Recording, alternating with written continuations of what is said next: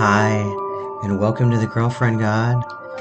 My name is Kelly, and I'll be your host.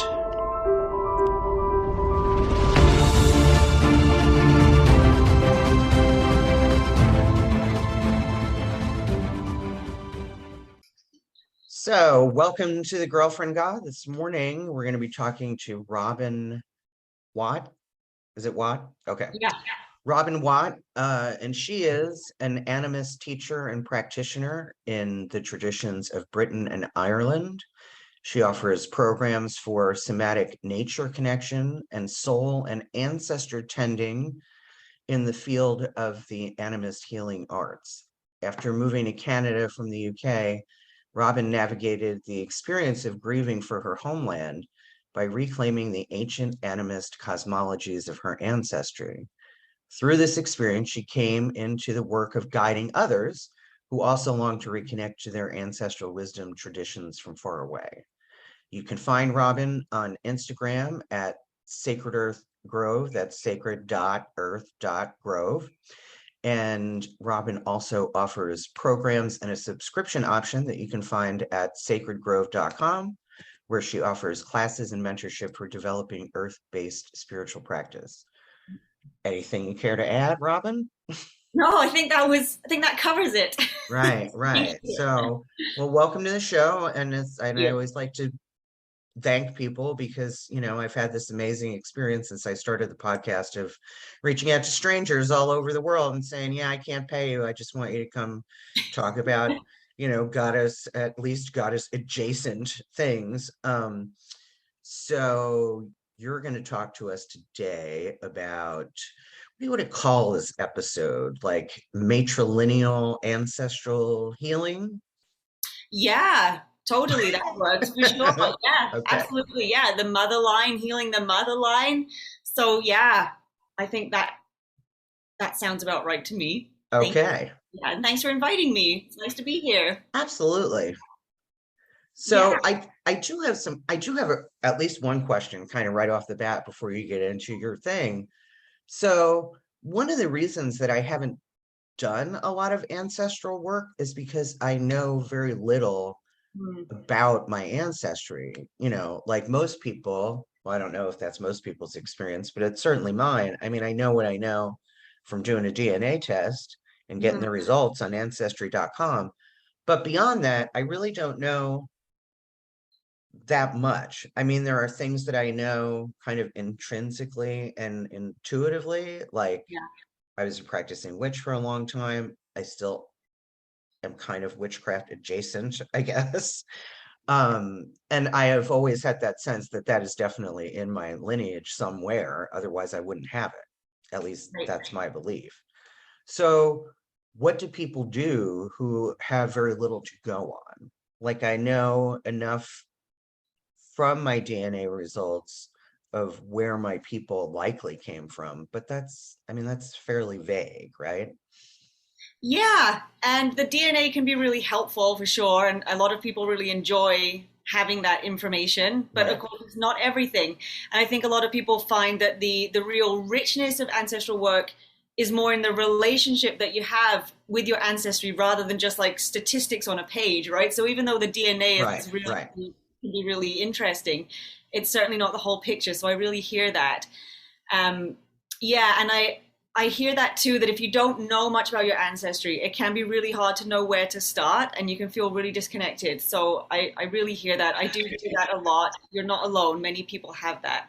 Right, I happen to be quite fortunate because I've had people on both sides of my family do a lot of research into the family tree, right. which I've been able to benefit from personally. But I know that a lot of people don't have that.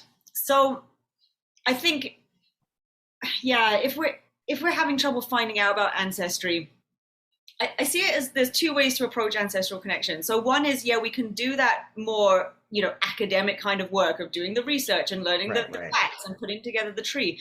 But then the other half of it is actually very intuitive, right? If we right, don't have that factual side, then the other place we can turn to is our intuitive relationships with our ancestors in spirit. And I find that to be a really potent way of getting to know our ancestors. It's a very different way than doing it through the family tree research side, but it's in some ways it actually lands even more deeply and meaningfully for people because you're actually in this practicing relationship with our ancestors in spirit and Right. communicating with them directly, and that can be even more valuable to people. For me, I feel like it's helpful to have both as much as you can. But certainly, if you don't have knowledge of your ancestry, I hear that too from people who have been adopted, even, right? And they just have no knowledge. Right, right. Then our other way in is through this intuitive work. And of course, in our society, that's seen as not as reliable, not as legitimate, not as credible. Right. But in my own traditions of Britain and Ireland, absolutely approaching the spirit world for connection, communication is absolutely a valid way to get to know our ancestors and be in relationship with them. So for the first time ever, I went to a medium a few Mm, years ago, and we've developed a relationship since then. We're friends, and we've seen her a couple times, and I've even done Zoom readings with her. When I ran my business, Moon and Fire, she would do gallery readings on Zoom because energy is not constrained by geography, right? I don't think I knew that before the pandemic. I don't think I probably knew it intellectually, but I really felt that during the pandemic, right. being on Zoom a lot, Yeah. that energy comes through. Anyway, she told me, um, if you want to hear from your ancestors more, you need to talk to them more, Right. right? And what was really interesting in my case is that, so the first time I saw her, it was very clear to me who she was channeling, an aunt of mine that's deceased. But every time I've had a reading since then, or when she's come to me in a gallery reading, obviously I run a podcast that is all about goddess worship, and I'm very into feminine divinity and all of those things. Every single ancestor that has showed up since then has been male. Mm, interesting. It is interesting, right? So, Yeah. and yeah, I don't, and one of them said, I'm the one that gave you the antlers or something. And, I worship a patron deity who is an antlered goddess. So I don't know. I just think it's weird that I'm all about the feminine, but these dudes in my ancestral line keep showing up when I talk to my medium friend. It's weird. Yeah, it is. But I guess we need both, right? We need both in our lives. And Well, so, here's my argument with that. My goddess contains both. She doesn't need a male consort or a male counterpart because intellectually I know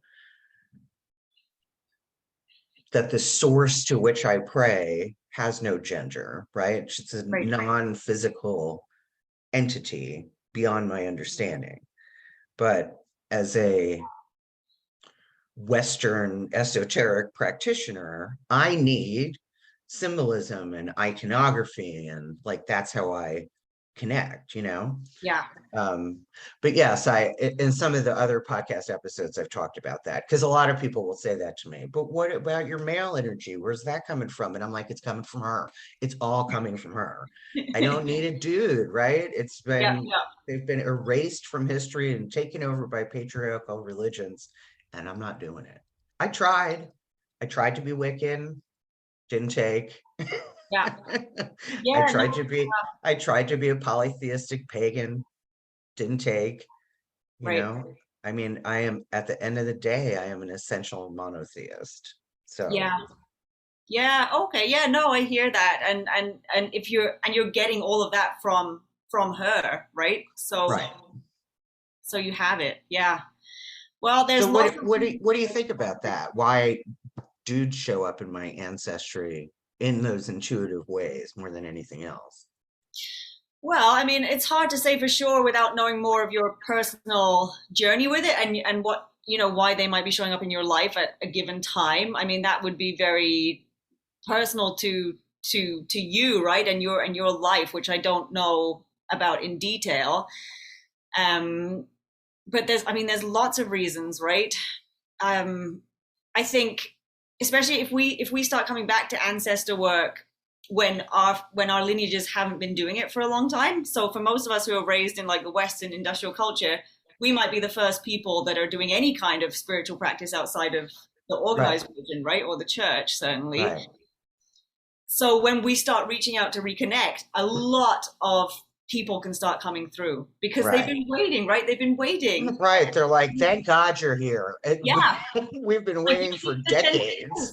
seriously, longer than decades, centuries, right? Maybe even Right. Right. millennia, right? So, some of the, yeah, I mean, we have ancient ancestor tending practices in the Isles, but the line has been cut for hundreds of years at this point. And so Right. if we start reaching out, sometimes it can be a flood of information, and that's Right. something we have to kind of be careful about. We have to learn how to calibrate that sometimes, Right. because it can all come in as a flood. If you're like, "Hey guys, I'm ready. I'm here. I'm I going to do this I again." see. When I used to do those gallery readings with my friend Celeste, who's in Lilydale, New York. I don't know if you know what that is or not. So Lilydale in New York State is the largest community of nationally registered mediums living in one place, and it's Oh, been there for hundreds of years. Um, didn't know that. Yeah, it's really cool. So anyway, she lives in Lilydale, and when we used to do these gallery readings online, I could see that. I could see it in her facial expression when she was like, "Calm down, like form a line, because there are way too many of you here." You Yeah. know? It's so true. And you and I, right, we're recording this now on November 1st, right? And in the Northern Hemisphere, this is the time when, in these traditions, Britain and Ireland, this is the time when we are most open. The worlds are most open to talking back and forth. And Right, I've right. seen a lot out there right now. People are connecting to their ancestors. This is a time of ancestor reverence. Absolutely it is, but you want to have a few boundaries in place before you just jump right in. Right. And that's something I like to make sure people are clear about, because otherwise it can be really, really overwhelming.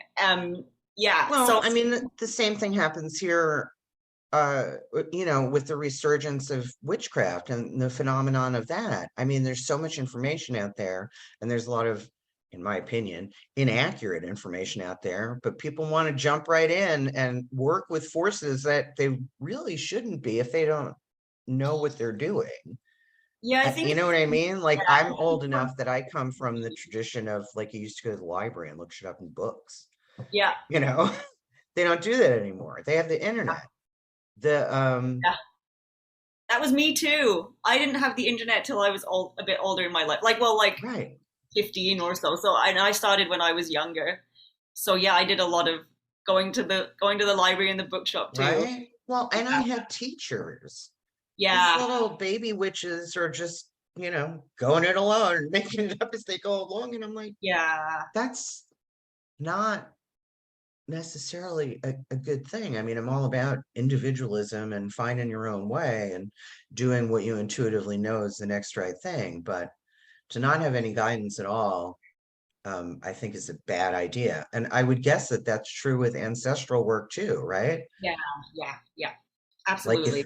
if You you need, look up how to contact your ancestors online, if you Google how do I contact my ancestors, that's probably not a good idea, no, right?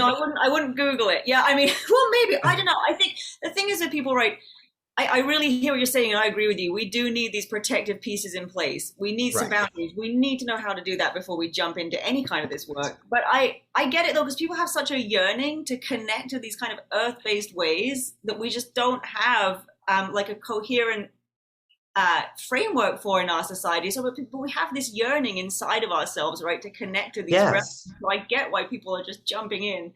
Um, but yeah, the protective pieces and the boundaries, they're all a part of it as well. So Right. we would encourage people to be attending to that if we're doing any of that kind of work. And then when you have those pieces in place, it really does help. It really does reduce the kind of harms or dangers that you might come across. So it's really worth doing. Yeah, as you know. Yeah. Right. So what are the harms and dangers that happen or could potentially happen to people that don't know what they're doing? Well, yeah, with ancestral work and really with any kind of practice, right? I certainly with the Celtic otherworld, it's not known to be a safe place. In all of the traditions in the lore, it's Right. not known to be a safe place. Um, yeah, so that's the first thing to say. And a lot of these older traditions and ways of understanding the world, it's not all love and light, right? It's not all butterflies. Right. It's Right. Right. much more complex, Right. and there's a dark side. It's absolutely true. So when it comes to some of the dangers you might come across, in the context we're talking about, like if it's like people like myself, right, who are coming to this, perhaps the first person to do ancestor work in many centuries of a lineage, of several lineages in any of my family lines, um, there's quite unique dangers in this, right? As we spoke about just now, certainly having this inflooding of information, having a lot of people that want to come through, that can be very overwhelming. Right. This can you really want to know how to keep boundaries around your space. Certainly, they can be coming in the dreaming time when you're sleeping. Right. It can be in your home. If you have children, that's something you want to be careful of too, because obviously they're in the family mix as well. When I first started doing this, I have 3 children and they're young. I was very careful initially to make sure that I had a lot of protective mechanisms around my children as much as myself, because they're part of these lineages too, and they're much more open and vulnerable, Right. because they're so young and they don't have these they don't have that kind of grounding in protective practices in the way that I do, having practiced it for so long. So certainly that overwhelming flooding, incoming of lots of people who are interested, who have a lot of pieces that they want to bring to you to work with. Also, another thing that seems to be the case is that because we haven't had ancestral tending practices kept going in our lines for so long, traditionally these practices are understood to help the dead stay well.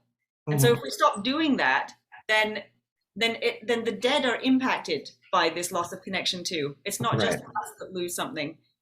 Our ancestral spirits, they're impacted by this loss as well. And that can mean that they're not necessarily safe for us to interact with for whatever reason. Just Right. because the person dies, it doesn't automatically make them wise and benevolent and kind and all of this. It doesn't necessarily go that way. And so you don't want to just reach out to anybody if you don't feel that they're particularly safe for you. It doesn't mean, I'm not trying to say that they're bad people or they're evil, like not that at all. Right. Right. In human relationships, right? Sometimes there are people that they might be well meaning, but the way that they interact with us hurts us, and we have to draw a boundary. It's Right. the same thing. So we want to be very specific and clear about who it is we're trying to relate to, what it is we're trying to get out of the relationship, right? We want to have that intention set really clearly, and that will give us some direction in the work. Yeah. So is ancestral work, is it a form of mediumship? Um, it in my mind, no. I've had this conversation a few times with people, and I wonder sometimes if there's a disconnect between what I think mediumship is and what other people. So for Right. me, my understanding of mediumship is when you actually share consciousness with another intelligence. Correct. Is that right? Rather than being in a conversation like this, where you both have your distinct individual selves. Well, I mean, I think that depends on the medium. Mm. But yes, I mean, like where Celeste is, and this is just like my little plug for my medium, Celeste Elliott. For anybody who's listening who's interested in getting a mediumship reading from somebody who's experienced, and also quite delightful, right? She's very perky. She's a redhead, she's a little ball of fire. But anyway,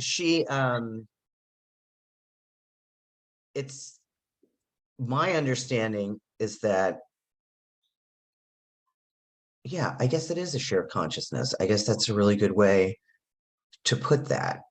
Because she doesn't know who the people are, right? Right. So what she'll do in a gallery reading is describe the person and any other information that that entity relays to her. Like, I'm getting an image of somebody who was, had a problem with their throat or had a bad knee, or Mm. and they make a joke about mustaches or something. And eventually somebody in the gallery is going to say that sounds very much like, like my Uncle Joe or whoever. So when she's made the connection to whoever it is in the audience, that ancestor will tell them things that only that ancestor would know, right? That there's no way that Celeste could possibly have that information. So, Yes. Yes. um, but I guess you're right. If it's so, ancestor work isn't necessarily sharing consciousness. No, not necessarily. Okay. No. I mean, so yeah, so I see what you're saying with your friend who does that work. Yeah, for me when I think of mediumship, I would think of somebody not exactly like being possessed, but taking on part of the consciousness of a spirit and then speaking, allowing that spirit to speak through them. If Yes. yeah. It's So like it's channeling essentially. yeah, right. Yes, yeah, like channeling. So you certainly can practice ancestor work that way. Personally, I don't. I keep it as a conversation. Like I keep my distinct self. I don't tend to open myself up to other Right, consciousnesses right, coming in as much control as we have over that. I right, try. right. Um, so I tend to keep it quite distinct and to keep it as a conversation between myself and them Okay. personally. Yeah. So what is that? Well, first, let me pause and ask you if there was anything specific that you wanted to talk about, since I just keep hurling questions at you. That's okay.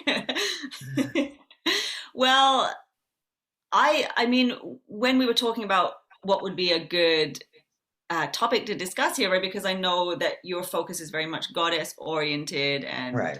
the divine feminine, as I understand it. I think that's where your focus Yeah, is. that's where I'm coming from. But like I Yeah, said, I can usually tie things back to that in some way or another, yeah. right?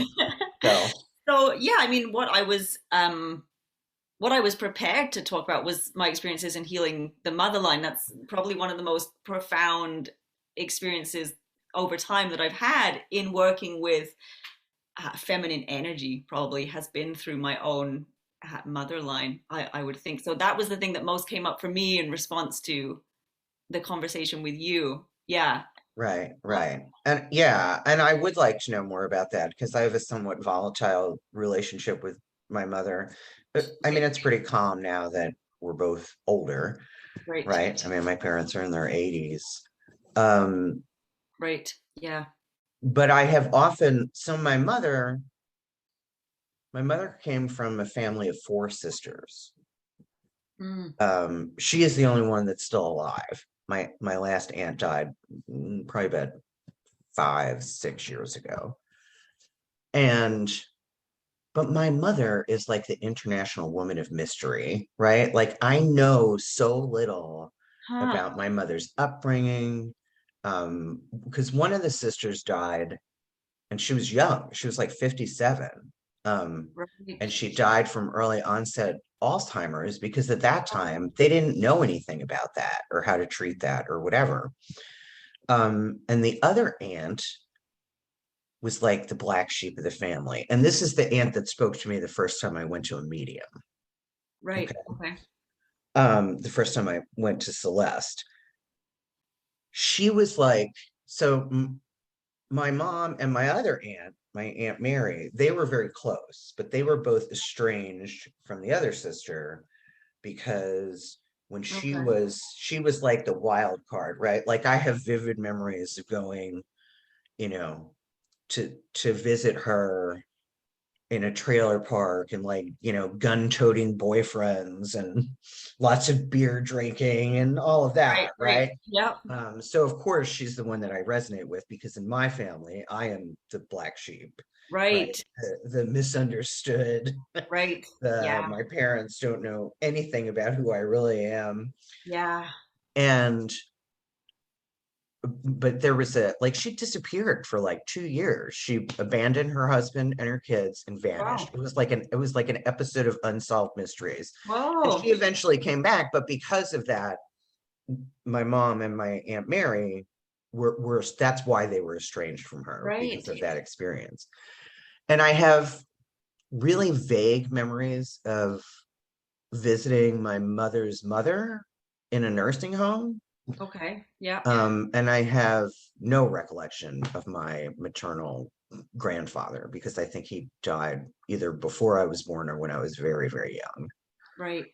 So Okay. again, that's like so that there's that big unknown, Yeah. right?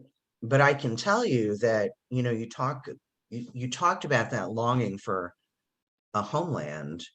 And Mm. in looking at my ancestry and the parts of the world, I have always intuitively assumed that because my sister did some school project where she researched the ancestry on my father's side, like back to the Mayflower or something. Right. And so my last name is Applegate. I mean, it doesn't get more WASP than that, right? It doesn't get more white Anglo-Saxon Protestant than that. Um, so his lineage is very clear, and I knew both of my paternal grandparents, and I was close to them and spent a lot of time with them. But this mysterious side with my mother's maiden name is Minor, and I can't remember what my mother's maiden name was. But I've always kind of intuitively, right, and then confirmed through ancestry.com that I have a lot of like kind of Eastern European, Slavic, Czechoslovakia, Oh, okay. Yugoslavia. I have a lot of that in my line on my mother's side. Right. That's what I'm most curious to learn about, Yeah. you know, because Yeah. I've read like Slavic mythology and folklore and witchcraft practices that were Yeah. specific to um, that part of the world, and also like these kind of northern Germanic tribes. But I have that longing Yeah. for sure. And I have the longing not only to return to a place, but to return to an earlier time in human history, right? Yeah. Because I believe I read a book about pagan ethics, and in the introduction, the guy was saying, ever since man became separated from the land, we've been on this collision course ever since. And now we're here. And I believe that. So I have a longing for when we were all hunter gatherers. You know what I mean? Yeah. So like if I was your client and I came to your website and told you everything I just told you, what would you advise me to do? What I would say, what I would invite you to consider to see how it felt to you would be to connect with much older ancestors of that land that you feel really drawn to. Right, So I personally wouldn't start off going to the more recent dead. right, I right, would go back quite far, closer to the time when those more earth honoring practices were in place right, in a more stable way, as much as we can tell, right? Because right. yeah, I agree with you. The comment you said about the pagan ethics book about how when we became disconnected from nature, and I mean we can talk about this very broadly, right? But my understanding of that is that really happened with agriculture, um, Yes, where we yes. That started was that was the death of us, really, was the I dawn think, of yeah, agriculture. in many ways. And obviously at the time when it was coming in, it would have been very complex. It didn't happen overnight. There would have been many reasons why people adopted that as opposed to the hunter-gatherer lifestyle that's hard for us to comprehend today when we have so much convenience and ease with food and Right. everything. But But I mean, that's the history of witchcraft and the tradition of wise women in the tribe who were magic because they knew what to plant, where to plant it, what was poisonous, what wasn't, Oh like yeah, how, and that had to be intrinsic knowledge, yeah, right? Like yeah. the first woman to do that, nobody told her to do that, right? Yeah, I mean, yeah, interesting to think about how that came about, isn't it? Yeah. But I really resonate with those earlier times of being much closer to the land and not trying to dominate the land or force the land to be a certain way, but to be a little bit more in step with just following how nature designs herself, essentially. So Right. so And yeah. that's one of the reasons that, so, my patron goddess at Ellen of the Ways is an antlered goddess, and I've read a lot about the folklore and the traditions of these reindeer tribes. Mm, Like they lived with and traveled with the reindeer. yeah. They ate whatever was in season. Every now and then they'd have to kill a reindeer, right? But they used all the parts, they used them for food, they used them for clothing, they used them for shelter, they Yes. made tools from the bones. Um, Yes. and they went wherever the reindeer went. Yeah. They And did. they slept with them and they ate with them like they were family members, which, if you believe people can reincarnate as an animal, maybe they were family members, what do we know? Yeah. Yeah, and many stories, I mean, from many cultures, but certainly in what I know best, which is the British and Irish, we do have many stories of people being part animal, part human, right? The Selkie is Right, probably the most common example of that everybody knows, right? The seal woman. So yeah, absolutely, right, animals are considered to be ancestors or literal relatives in that way. right. So yeah, it could have been the case with the reindeer too. And yeah, as you say, they did live very closely with the reindeer herds. Right. Yeah, yeah. So, trying to think of how the words I want to use and how I want to ask this question. So this pull, right, to the spiritual path that I'm on now, which I think is finally like steady and consistent, as opposed to, well, that felt really good for a while, but now I'm going to try this other thing. Um, so is that goddess devotion, does that come from my ancestral line? Or could it come from my ancestral line? Oh, absolutely. Yeah, absolutely. It Like if absolutely. I go back far enough, I mean, ancient history has a lot of goddess cults, right? Yeah, All over the yeah. world. So So yeah. that could very well be in my ancestry, right? Oh yeah. I mean, it absolutely is a strong possibility. Certainly when like look at Brigid, right? Or Brigid of Right, of the Isles.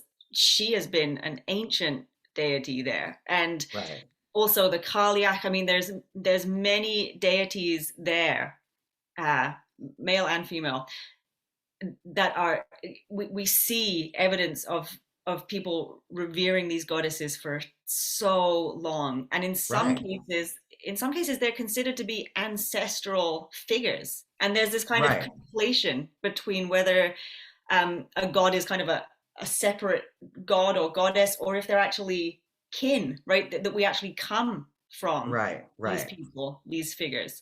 And there's lots of stories of people that are half god, half mortal, half she or fairy, half right, mortal. right, There's right. lots of Yeah, stories. when I So did my yeah, research on Ellen of the Ways, one of the theories is that she was actually, like a real person. yeah, Like she was Ellen of the Hosts, or I can't yeah, remember what Ellen that particular Laughlin. folklore tale was, Yes. but yes, and my mispronouncing all of the British, Irish, whatever words in that episode, Oh right? no. They've all changed so much over time anyway. Right. Yeah. So yeah, I definitely feel that strong, and maybe that's where the longing for the homeland comes from, right? Like my Yeah. longing for her, right? Yeah. Because it is a longing, it is a desire. Yeah. Um, I I worked with a shaman. Shamanism, by the way, very much.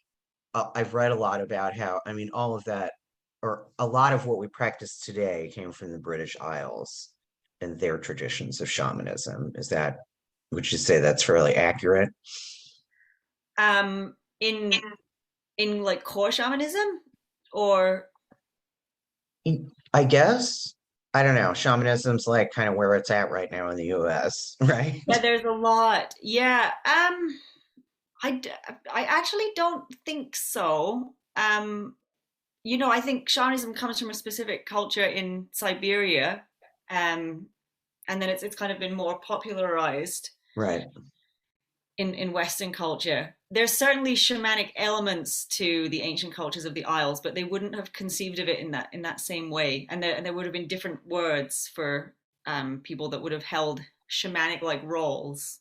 Right. So yeah, but Well, and in yeah, in that episode, I talked about, that part of their theory was that the trackways of the deer and the trackways of Ellen as a deity were aligned with shamanic flight paths, essentially. right, right. Yeah, it's an interesting theory. Yeah, no, I've heard that too. Yeah, I mean, I think when I hear that, it's hard to know for sure what was going on back then. We don't have Right, right. but I think what we do know and what that kind of thing speaks to is that it's very connected to the land. Like these Yes. ways of relating to the sacred, they're embedded in the landscape. And this idea of the trackways being these lines, I think whether that's actually factually true specifically with that piece of information or not, it's this wider piece of knowing that there's magic in the land, that the land is sacred, that we've been honoring the land for all of our existence as a human species, and it can look like many different ways, and that's Right. what it speaks of to me. Yeah. I mean, and with Native Americans in the US, we still, that those kinds of traditions are still very much alive, Hmm. right? Because Native Americans here still practice all of those things. You know what I mean? Even in poverty and in a reservation, they Right. still do this stuff.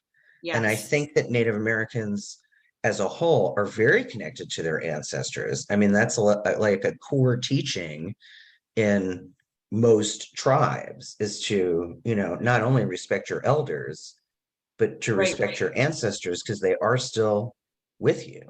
Yes. Yeah. So, Yes, from what I know, I believe that's the case. I know many people in Canada here where I am, many Indigenous people are trying to reclaim their traditions as much as they can after so right. much was really decimated over the past few hundred years. But I think any kind of earth-based Indigenous culture, right, that's existed at any time, to the best of my knowledge, it's hard to generalize, but to the best of my knowledge, has had some form of ancestor reverence. It does seem to be the case. Yes. I know that in the case of my own traditions, and what I know of others too, it seems to be this innate need we have as humans to be in communion with the dead. I mean, in Britain and Yes. Ireland, people were communing with the dead over and over and over again for a really long time. It's one of the few things we can say for certain about these so-called Celtic practices is that ancestor veneration was absolutely happening for a very long time. Yeah, Right. there's lots of evidence for that. And so it's one of the pieces I lean into the most because I know that it's so fundamental to those cultures and ways of life. And I can pick up that piece again and know that I'm stepping into these traditions Right. by practicing ancestor veneration. And Right. that's really meaningful to me because I think there's wisdom there. If they were doing that for so long, there was a good reason for it, right? It Right. Right. kept the communities well. It kept them well, and it kept there was something there that was very necessary to the well-being of these cultures. Yes. Yeah. And so I haven't released this episode yet. Um, it's actually the episode that's going up this Saturday. I talked to Carla about the hypogeum in Malta. Okay. And part of the hypogeum, I mean, one of the things that they discovered was one of the things that they used that space for were funerary Okay. rites. So the people would go into this cave and hang out with their dead, right? Like they would eat and party and dance and sing and whatever, with their With however many relatives yeah, just there. yeah, yes. So I think that's that's right. quite common. because that's the same in Britain. We have these Britain and Ireland. We have these houses, right? Like or you know, structures that people built out of stone where they would place the bones of the dead, but there's evidence that the bones kept being brought out again, right? Because you can tell from the bones if they become weathered again. There's people that study bones know how to tell all of this. The Right. bones were brought out again and put back over, you know, over long periods of time. They weren't just Right. placed in a grave and left and that was it and it was closed up. Right. People go back in, back going and getting the bones, working with the bones. For what purpose we can only guess, but I do imagine it was a lot to do with communication and still gaining wisdom from the dead. Right. So yeah, this went on for a very long time. It's one of the biggest things that it's something I teach about a lot in my programs because it's Right. one of the pieces that I love the most about these traditions. And these are agricultural societies too. And Right. yeah, so that's interesting. Right, like the Hypogeum. I mean, that's ancient history, right? I talk about that a lot on the show, right? The patriarchy can really only claim the last 5,000 years. Goddess worshippers have been around for 30,000 years. So, There you go. Yeah, yeah, so yeah. tell me about the programs that you run and what I assume you call them clients. Like, what do you do for the people that come to you? So I have a few different things. I offer classes that are a blend of both the spiritual inquiry into stepping into the traditions of Britain and Ireland. I don't Mhm. focus as much on just Celtic society. I like to go back pre-Celtic a lot too, Right, because I find that really fascinating. Um, so we look at this spiritual inquiry of how we can adapt those ancient traditions into our lives today, of which right, there's a lot we can do. But I also look a lot at the history. I'm really interested in history. So I love to learn about the sacred sites. I love to learn about how the cultures changed over time, what happened in the Isles over the past 9,000 years since the last ice age. And so I call them sacred history lessons because I teach a lot of actual history. I read a lot of history books. That's what I do in my spare time is I'm researching history. I read yeah, archaeology textbooks, but then I like to present that material in a way that really highlights the animist view of these cultures, which is very much to do with ancestor reverence, earth honoring, worshipping deities, really deep connection to the land. So it's sacred history lessons, and in one way right, or another all of my programs are centered around sacred history lessons. So it's ceremony and intuitive work, but it's really based in history too, and right, right. pre-history of course. So yeah, a lot of You it. you would probably like Carla's Dr. Ionescu. I call her Carla because I talk to her all the time, but Dr. Ionescu's podcast, The Goddess Project, um, because all of her episodes are about ancient history and ancient Okay. cultures and practices and archaeological and anthropological evidence. And Yeah, you'd probably dig it. yeah. I actually wonder if I've come across it before now that you mention it, but I hadn't connected her name with that. So Yeah. yeah, yeah. Oh, She's cool. great and she's super knowledgeable, especially if you want to know about Artemis. That's her jam. Okay, good to know. Yeah. But yeah, so like in talking to people like Carla, part of the problem for me, and I think one of the reasons that longing for my ancestral land is so strong, is because the US is a very young Yeah. country. So, of course, anybody here that's interested in some sort of esoteric practice, we look to Europe and just older countries, older continents, older whatever, because we Yeah. don't have that here. I think that's one of the reasons there's so much spiritual disconnection in the United States. I mean, I'm sure you watch the news and you know what it's like over here right now, which is largely unpleasant if you pay attention to that. I mean, I'm really careful about the media content that I consume. Yeah. um I I tell people I like to stay just aware enough to like know the big things that are happening in the world or be able to engage in conversation about them. Like I'm not so disconnected that I'm going to walk outside one day and a nuclear blast has happened and I didn't know anything about it. You know what Or I a mean? pandemic. Yeah. Right, or a For pandemic. Like, example. why are Yeah. all these people wearing masks? Yeah. Um, or not. Yeah. Yeah. Exactly. So, but yeah, so it's difficult. It's difficult in the US. That's why, a lot of times when I reach out to people to be on the show, they're not here. Sometimes they are, but usually you guys are in Canada or Canada, yeah. in the UK, right? And my interview with Kendall Elizabeth Parker that we did about Venus, and I talked to her about Kabbalah, and uh yeah, it's like you guys have the knowledge. Esoteric knowledge is not inherent in American culture. Right. Yeah, I hear what you're saying. It's a very new culture Right. over here. And yeah, I'm in Canada. It's a similar situation, right? It's a similar situation. And I've lived on Right. both sides, right? So I lived in England. I grew up in England until I was 20 and then emigrated to Canada. And I've been in Canada, 16 years now. So I've kind of done half and half on both sides. Right. And I see that difference. I really see that difference. Um, and it's something I like to address in my work too, because a lot of people do feel disconnected. But also in Britain, it's still quite a new culture the way it is now. Please hold. Oh, you know what? It's Tuesday. And Tuesday, I have a really funny story about this, and I will edit this out later. It's Tuesday, and in Tuesday they test the tornado warning sirens Oh, because where I live, right?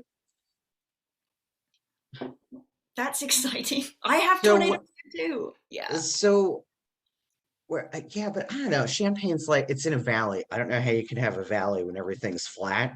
But usually when tornadoes hit this area, it's like all the like scattered little podunk towns that are outside Right, of right. Champaign-Urbana. I don't know if a tornado has ever actually run through Champaign-Urbana.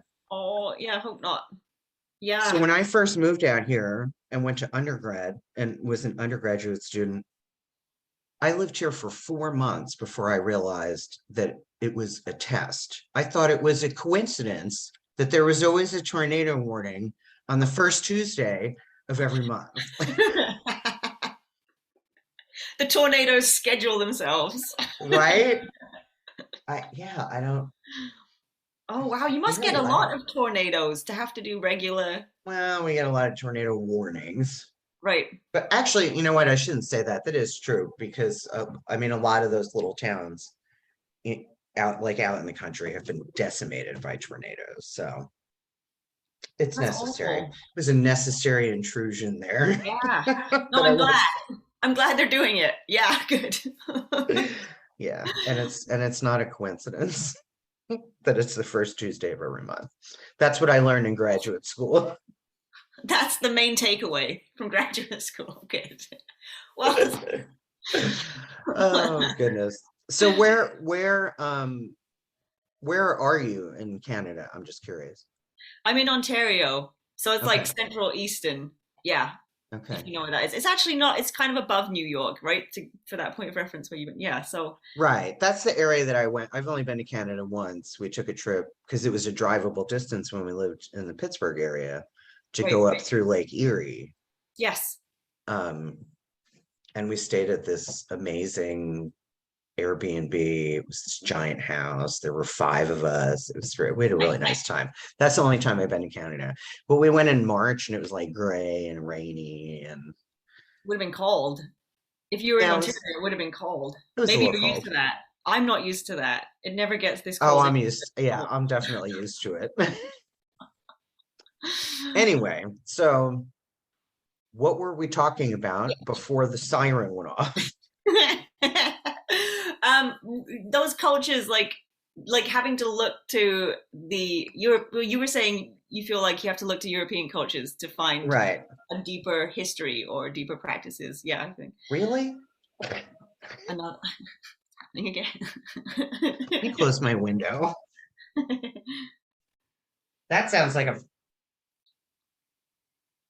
That sounds like a fire alarm.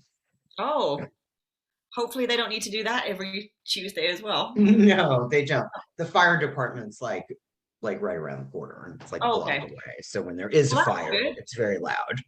Yeah, but that's good for you though, isn't it? If it's that close, if you ever need it. That's true. If our house ever catches on fire, it won't take long for them to get here. Yeah, that's good. That's, So yes, the US is such a young country, and that has been that has always been dominated by Christianity hmm. and a male monotheistic viewpoint. So, like, I don't know how we overcome that as a country, because that happened elsewhere, right? I mean, Yeah, Christianity, all the Judeo-Christian traditions are the largest religions in the world. yeah. But I was reading an article just this morning about the Pew Research Center statistics of how many people claim something other than Christianity when they fill Oh, out forms on things or whatever. And, now you get to check the box of other, and more people are checking that box right. because people Yeah, are leaving the church in yeah. droves.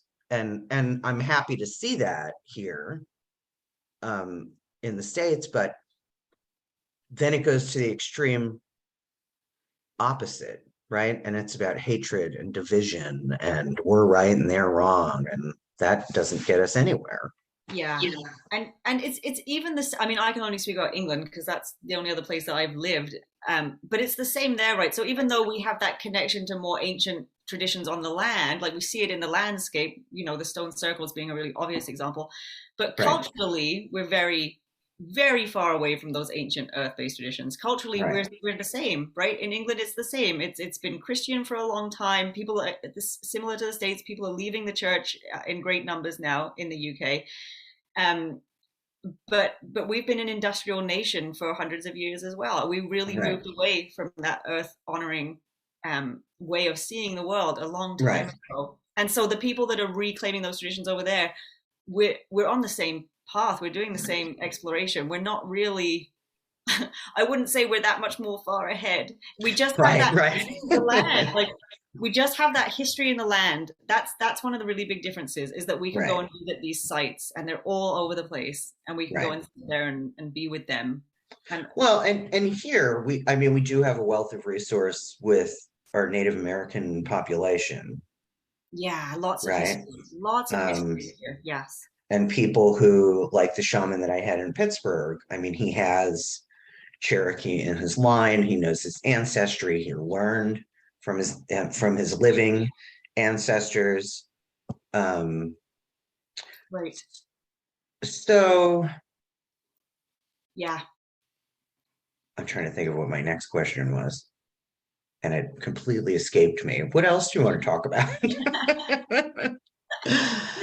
So, I mean, in terms of, I mean, ancestor work seems like,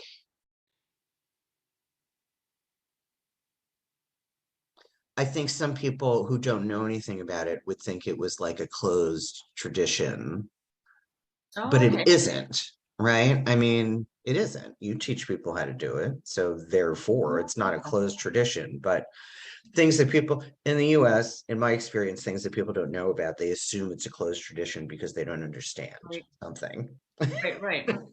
Well, everybody has ancestors. Everybody has ancestors from Right, somewhere.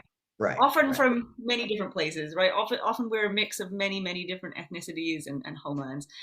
Um, it's not tending to the dead itself is not a closed practice, but it has different cultural expressions.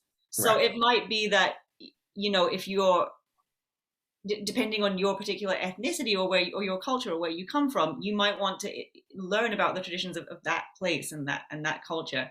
For right. me, obviously, it's been looking at the British and Irish traditions, and seeing how my people used to do it as much as we can see that. So tell me about that. In our little description of you at the beginning of the episode, you did say Irish and British traditions. Hmm, Talk about that a little bit. Like somebody like me, or somebody who doesn't know anything about any of this, they're right. going to say they would read that description on your website and go, well, what does that mean that she uses these particular traditions? What are these traditions? Can you speak to that a little bit? Yeah, for sure. So, I mean, they're more popularly known as Celtic, right? That would be kind of the synonymous way of saying it that people would understand right away, like, oh, Celtic, right? Right. I don't like to call it Celtic because I don't just look at the Celtic period. Right. So it would be inaccurate for me to say that, and also because the word Celtic has had a lot of misinformation attached to it at this point, and there's a lot. It's got a lot of baggage, and a lot of what I teach doesn't go there, so I don't want to give people the wrong impression. So but essentially, yeah, it's what can be found in the archaeology and the mythology and the history over time of Britain and Ireland. And I don't focus as much on Ireland because I don't have as much of a connection to Ireland, but it's still in there a little bit, so I Right. like It's in there a little bit in your accent. well, Right. exactly. Um, And yeah, I mean, there's a lot that we can know, right, about how people related to nature and ancestors and deities in the Isles and Ireland over time. So that's what I teach about, of which ancestor reverence is just one part. right, Yeah. right. It's an interesting theory about goddesses or gods in mythology, that some people believe that they were human, or they were the result of intercourse between a deity and a human.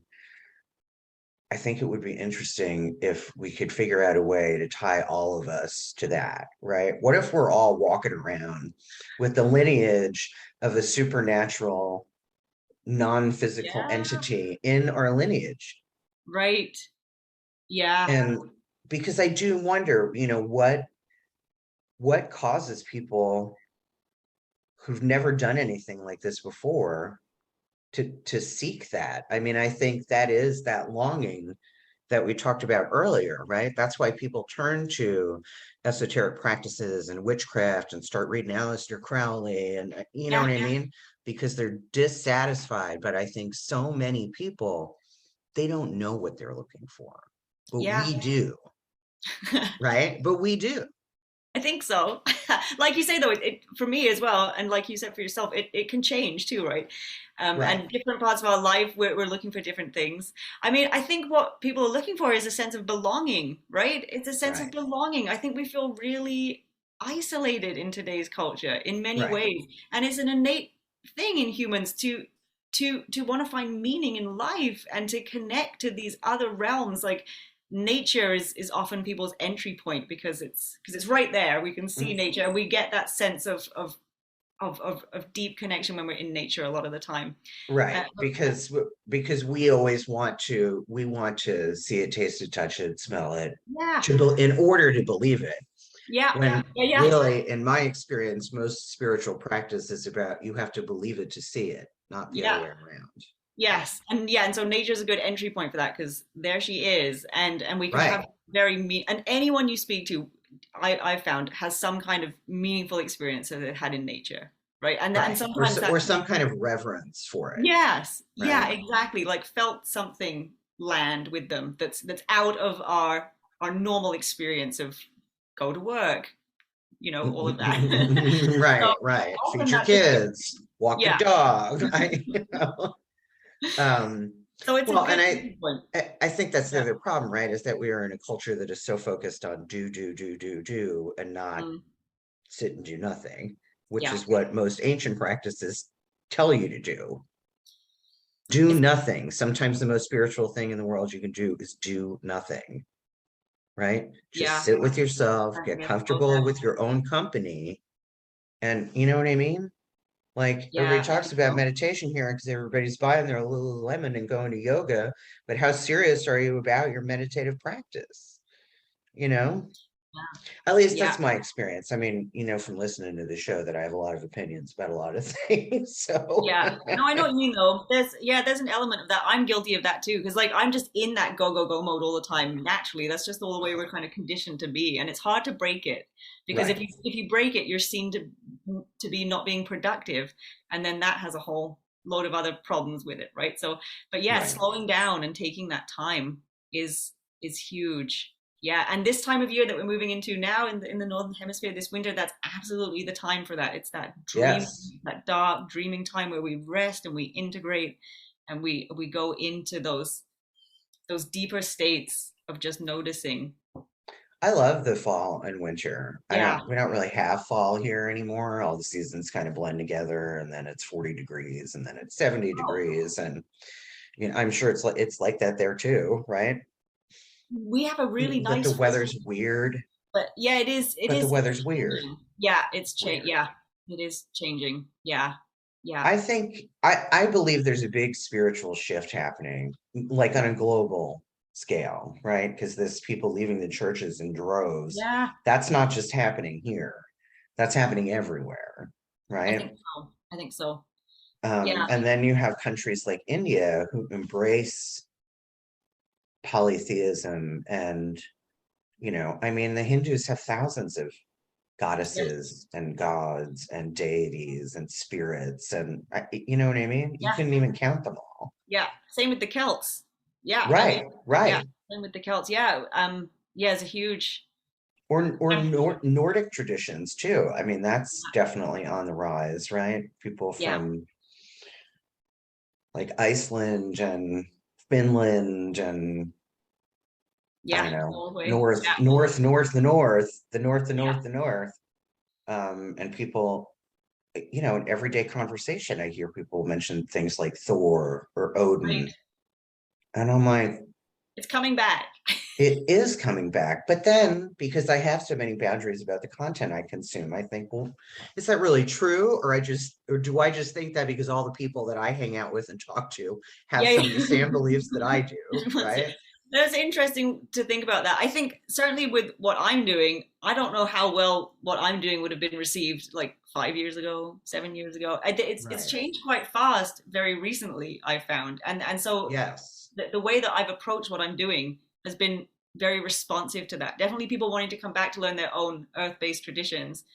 Um, that's been really big. Whereas before, that I've been in the spiritual community of some kind since I was 11, and it's changed a lot over the years. Right. So yeah, I think because as you're saying, we're on this like collision to something that is really threatening, like climate change, or there just seems to be so much going on that we've just gone off the path and Right. we're heading towards our downfall essentially. Oh And yeah, yeah, I'm not particularly optimistic about that. I think we've already gone yeah, over the cliff. But yeah, yeah. but And what people I are you preparing know, for that. but what I believe too is that, for all we know, we're like, you know, human 2.7,864. You know what I mean? It could be. Um, and in the grand scheme of things, everything does happen for a reason. It's not necessarily a reason that I understand, but I am fairly convinced that the goddess is ready to kind of wipe us off the board and start over again. Right. So that's that longing, right? That's why I don't fear death. I mean, I say that now, talk to me when I'm on my deathbed, but I really think that belief won't change because I know that it's not the end. Right. Yeah. You know what I mean? Yeah. Yeah. So here's an interesting question. So I'm also a certified past life regression hypnotist. Hmm. And I think based on what I have seen with the clients that I worked with, that ancestral line shows up in that kind of work, right? I think any kind of work, any kind of spiritual work, that ancestor piece is a part of that. Yeah, I think it can be. Yeah. Yeah. Yeah. I mean, yeah, for sure. Have you ever had anybody tell you that they, bumped into their ancestors in a past life? I'm trying to think. I think so. I'm trying to remember. Because Yeah. what will happen in past life regression is that people will see somebody, but when they look into their eyes, they know it's somebody in their Yeah. in their current time, right? Right. Right. So Yeah, because there's that in another fascinating way to go down is that we have ancestors in this lifetime, right? But then also of other lifetimes. right, So right. yeah, and that's interesting to consider. But then I mean, then we've got so many ancestors. And we never get them Right, all. right, Yeah. right. Yeah, So, right. Yeah. so how do you know, like, how do you know which ones to talk to? So I would say have a clear intention around that. Okay, Figure out, I mean, sometimes you're not going to have a choice. Sometimes they're going to come and they're going to be who they are for whatever reason. And, right, and you can decide if you want to be in that relationship or not. That can right, often happen in dreams where people will, especially if you're just getting into this work and there's a big influx of spirits, that can happen a right. lot in dreams. But to the best of our ability, we can have some kind of intention that gives us direction. And I would certainly say tending to the lineages that are initially the most stable is a good way to approach it. So don't go into the lineage that carries the most trauma and challenges right off the bat. But how Uh, do we know? How do we know which is which? um, I would. If you don't know much about your family history, then I suppose you don't know. Right, But if you do know about your family history, then you can make that choice with a little bit more information. And then really when you're doing that intuitive work, if anything is feeling not safe to you or is not feeling like a good connection, then we need to bring in those protective boundary pieces right away and just be right, like, no, move away from it. right, And be like, I'm not here for this at this time. If you have right, other supportive guides that you're working with, you can ask them for their support in that and holding that container for you to keep that distance. But certainly having a direction. So maybe you want to connect with your mother line. A great place to start is to ask for what blessings come through the line. That's and reclaim those. So all of our lineages carry blessings. They carry good things, good fortune, gifts, joys, and we can reclaim those. And that's a really great place to start with ancestral work. One of the great things about working with our ancestors is that they, especially when we go to the older ancestors that are well in spirit, they have so much love for us because it's family, right? right. It's very different from working with a deity or other kinds of spirits. It's a very different kind of relationship because it's family. And I've found over and over again myself and with my clients that there's so much love. It's like going to your grandmother's house, right? If you have a grandmother that you had a good relationship with who's welcoming you in, it's Yes, very loving. yes. I had that with my paternal grandmother. Right. Yeah. Loving, accepting, welcoming. Yeah. So, It's good to have that intention off the bat. Go for the blessings first. What can be reclaimed in this lineage that is beautiful and life-giving and you know kind and joyous. so how do we find that out? Again, I'm gonna just use myself as an example. I come to you and I say, I want to heal. Not that I want to heal. Well, I guess a lot of people probably come to you and say, I want to heal trauma in my family line.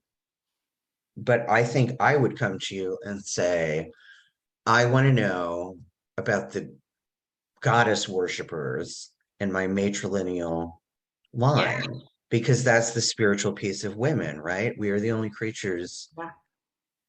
the only mammals who, I mean, we create life, we give life. So that's got to be, I would assume that that's a really strong thread in my matrilineal life for me to be as passionate about it as I am, right? Yeah. That can't just be coming from me. Yeah. At least I don't think it's coming from just me. Yeah. And in retrospect, right, I've been headed to where I am right now all along, right? Because we live our lives forward, but we understand our lives backward Right. in Yeah. retrospect. So yeah, I mean, I've been a goddess worshiper probably all of my life. It just took me until well into my adulthood to really identify that within myself. Yeah. So let me ask you this. Do we get help from our ancestors when we don't ask for it? Or do we have to ask? No, I think we do. I think we Yeah. do. That's been my experience. Yeah. Yeah. And if you were coming to me and you wanted to learn about that, then that's what we do. We would set that intention. We would say this is your intention, is to meet with an ancestor who's well in spirit from your matrilineal line, who can explain to you or show you about this connection that's so important in your life. Right. And we would do intuitive work around that. It's going to be a somatic experiencing in the body. What is it that's showing up for you in your body? It's similar to shamanic journeying. There's parallels there, right? We would do that work. We'd set the protective container. We'd do everything we could to make sure that that intention that you have is where we're headed. If anything starts coming up that doesn't feel good, we're going to bring in some boundaries. We're going to do all of that, and then hopefully what's going to arise is this connection that will show you the answers that you're looking for. Yeah. I think I might be coming to you as a client. Because I am really interested. And like I said, I know with every fiber of my being that the beliefs that I stand in today, I mean, it is so connected to my essential self, right? Because we have more than just our physical body. We have our intellectual body and we have our spiritual body. And it's that intrinsic knowing, right? It's the knowing. Yeah.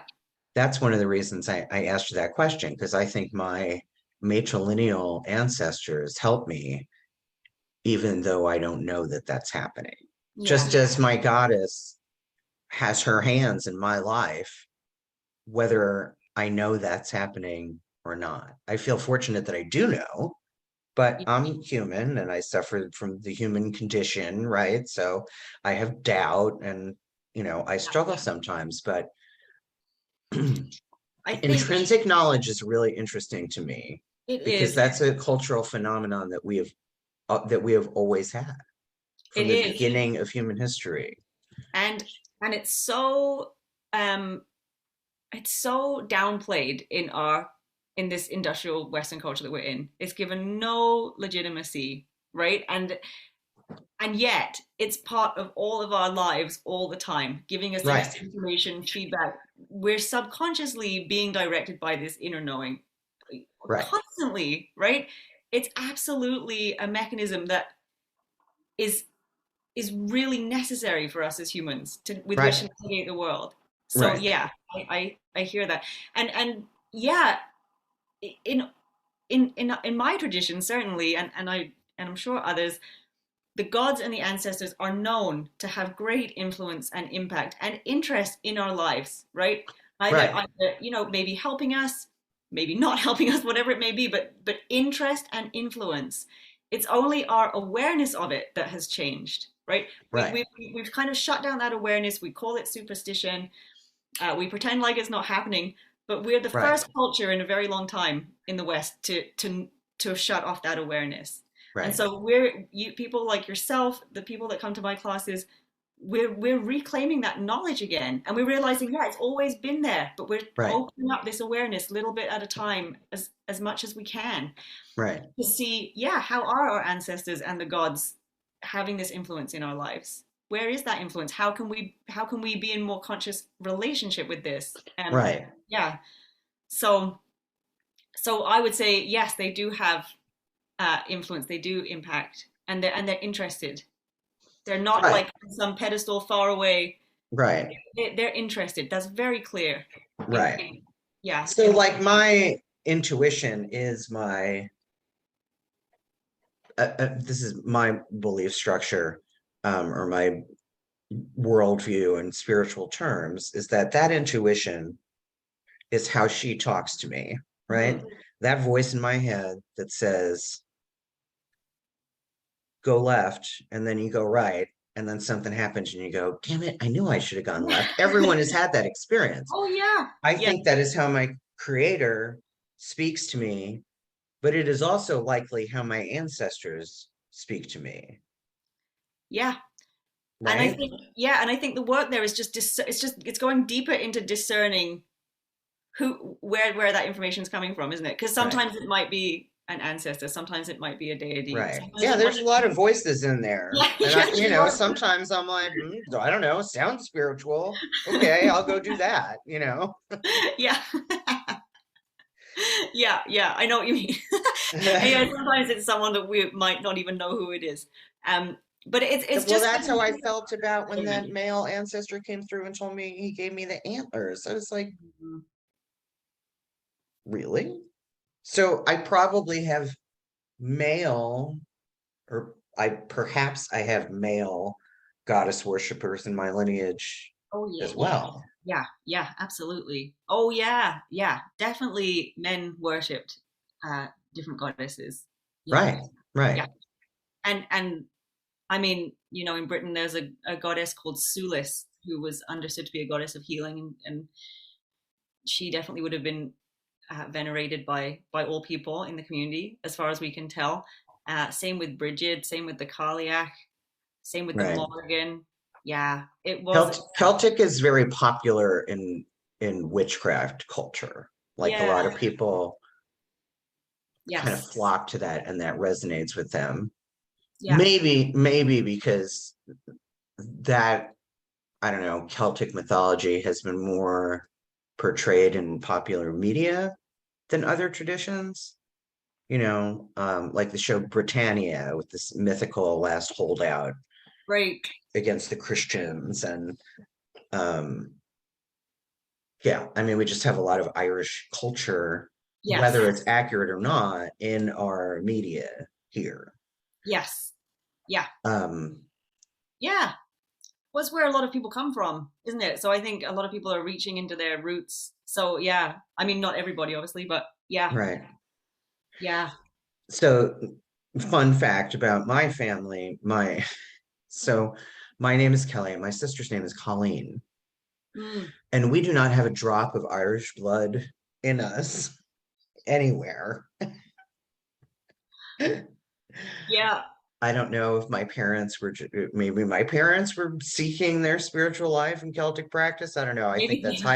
I think that's highly unlikely, but I don't know what my parents were like before me and my sister arrived. Um, I don't think they were very spiritual people, but Yeah, what do I know? Because I do know so little, particularly about my mom. yeah, And I think now that she's getting older, she's a little more open to questions about that. Like when I asked about that sister and why they hadn't talked to her in all those years, and she told me I had heard the story before, but she gave me a lot more detail. So she's open to talking about things like that. But I can also see that it's very upsetting to her to talk about yeah. things like that. So I don't want to. So I'm going to ask you one last question. Mhm. Uh, so how do people heal trauma through ancestral work? I assume that a lot of people come to you for that, right? Is that they want to heal their matrilineal line.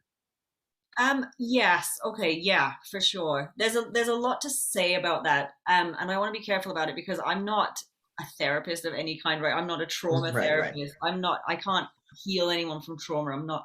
right, I'm not qualified to do that. Usually the approach that we would take with something like that, and again, it's going to be really dependent on the particular type of challenge that is in the lineage. right. Everybody has lineages that have problems, that have trauma, that have difficulty. We all do. It's just part of being human.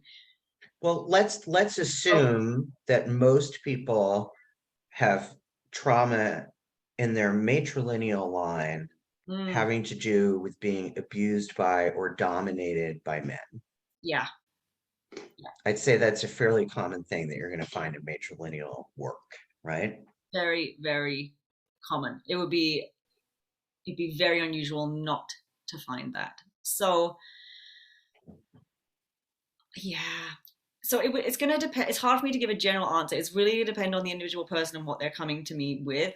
Right. But as generally speaking as I can, first of all, we want to establish a connection with an ancestor of that line who is well, who is safe to interact with, who has done that work and is very well seated and stable and grounding, right? We want to establish that connection first. And we're going to lean on them as an elder, if they're willing to do this work, to help us with that healing work. We're not doing it ourselves. It's not on our shoulders to do it all ourselves. When we're looking at these lineages, this is hundreds and hundreds of generations.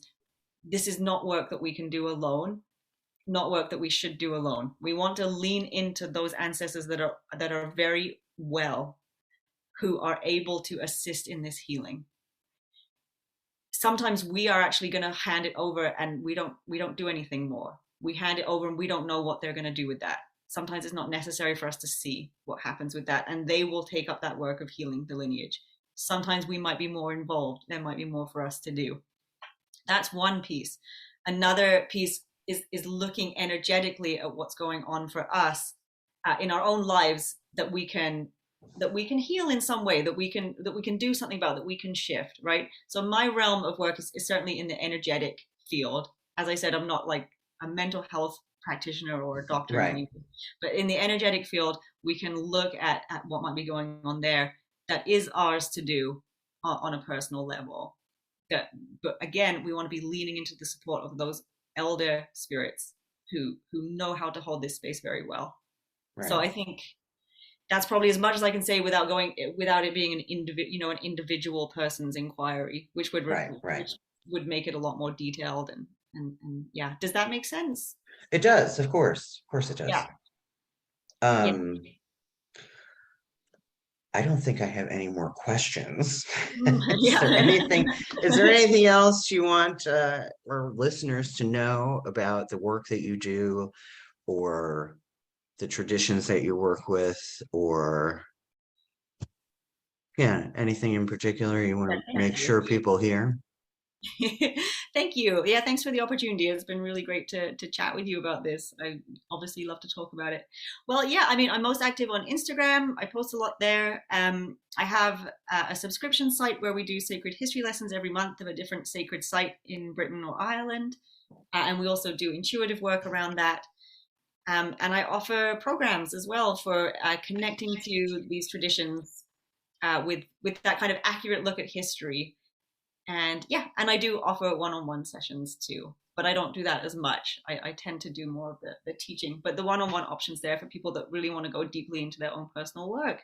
Right. So that's what I would say. And I just, I feel like we're at a point in history really where going back to the roots of our earth-based traditions is so important. It's really something that many people are seeking at this time. Right. And I've just really happy to be able to offer something in that space. So it's my life's work, and I'm just happy to be able to do some of that for others. Yeah, thank you. Cool. So just out of curiosity, and I'll get to the 3 questions in a minute that we asked. Questions that I ask. I used to have a co-host, so I'm so used to saying we, but really it's just me. Just me. Do you, and you don't have to reveal this information if you don't want to, but is there a religion or a concept of a god, or like, what does your spiritual life look like outside of ancestral work? I mean, I kind of broadly would describe myself as an animist or a Gallic polytheist, which is a bit obscure, but my leaning is towards the Scottish Gaelic culture, because that's a big part of my ancestry, and I spent a lot of time on those lands, and I feel very connected. So yeah, I'm in relationship with my ancestors. I'm in relationship with several deities of my tradition. Brigid is the person I have the strongest relationship with, and with animism, it's very much to do with earth honoring. I really spend a lot of time in nature and find a lot of sacredness in nature. And relating to nature is one of the biggest parts of my life in my spiritual practice. Yeah. So would you consider yourself a polytheist? Yeah. Yes. Okay. Yeah. I do. Yeah. Okay. So I ask all of my guests the same 3 questions at the end of the show. Are you ready for those? Let's do it. I need to add like a drum roll. Yeah. To the audio, which I can do. I'm going to do that with this episode. So the first question is, share something with me about yourself that people who know you well would be surprised to learn. Oh,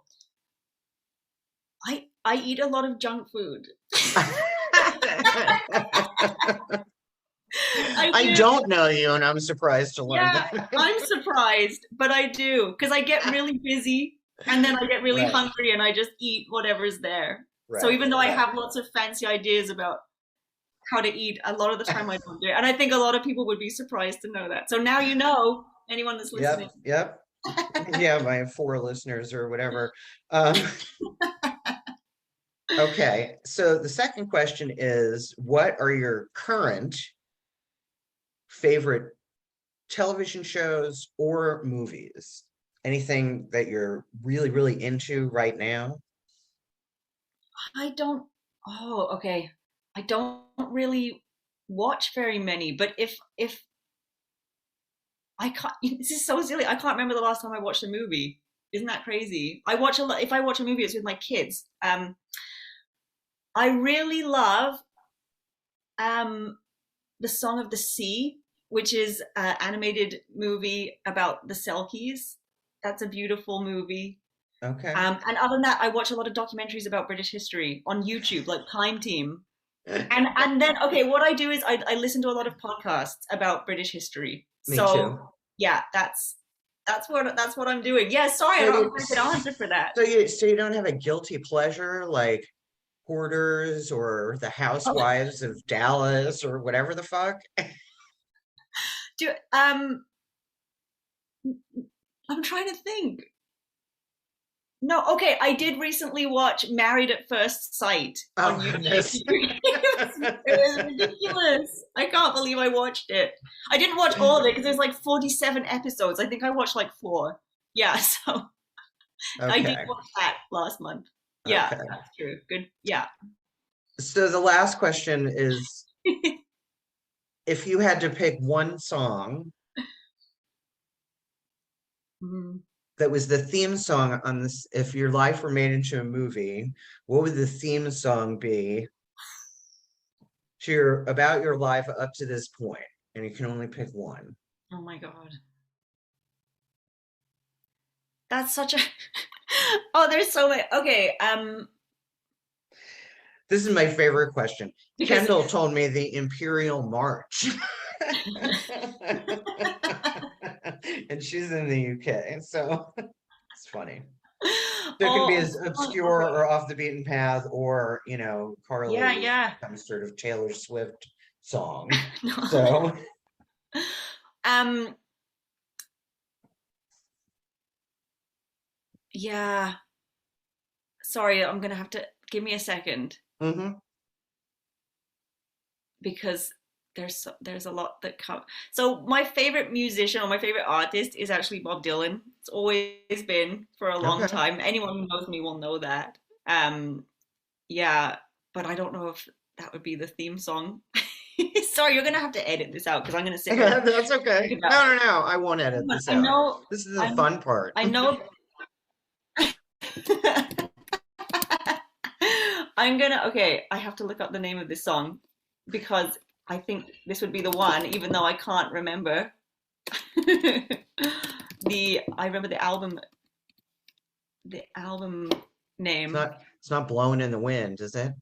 No, it's not. Although it's a close second. Okay. So so there's a Gaelic singer, so from Scotland, a Gaelic singer called Julie Fowlis, and she recently with another group of people created an album, um, and an album called The Lost Words, and one of the songs is called The Lost Words Blessings, and it's just beautiful. It's all about Scotland and leaving Scotland, and it just makes me weep when I hear it. So Aw. I just it's that sense of like all of my life has been around leaving my homeland. It just has. It's always been this sense of home. Because when I lived in England, Scotland was kind of like my spiritual home, and I didn't go there very often. Then I moved to Canada, and I've moved several times within Canada, and it's just this whole thing about homecoming is like the theme of my life, and that song really speaks to it. So the Lost Words blessing probably would be what really hits me in the core. Yeah, Right, right. Blowing in the Wind could be like the closing credits yeah, song. Or totally. Or Mr. Tambourine Man would be the one.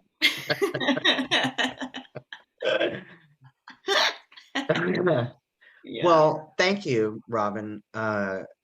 Thanks for making the time to do this with me.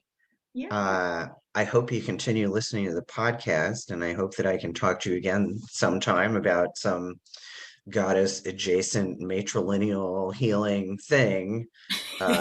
Don't be surprised if you hear from me as an incoming client, right? You probably have a form that people fill out, and you're going to be like, "That's Kelly. I know that's Kelly." Well, Asking you'd be very about her welcome. goddess worship matrilineal. Oh, yeah. You'd be very welcome. No, thank you. It's lovely to talk. Thank you so much All for right, having me. go get the dog out of the crate Yeah, and have a I'm gonna wonderful walk. day. You too. Be careful Okay. with those tornadoes. Okay. Thanks Bye. so Bye much. bye. Bye. Thanks for listening to The Girlfriend God. If you'd like to contact me with questions, or you want to be a guest on the show, or you have a suggestion for a guest on the show, or you have a suggestion for a topic, email me at thegirlfriendgod@gmail.com. You can also find The Girlfriend God on social media, on Instagram and TikTok. You can contact me there as well. Thanks for all your support and for following, listening, liking, and sharing. The Girlfriend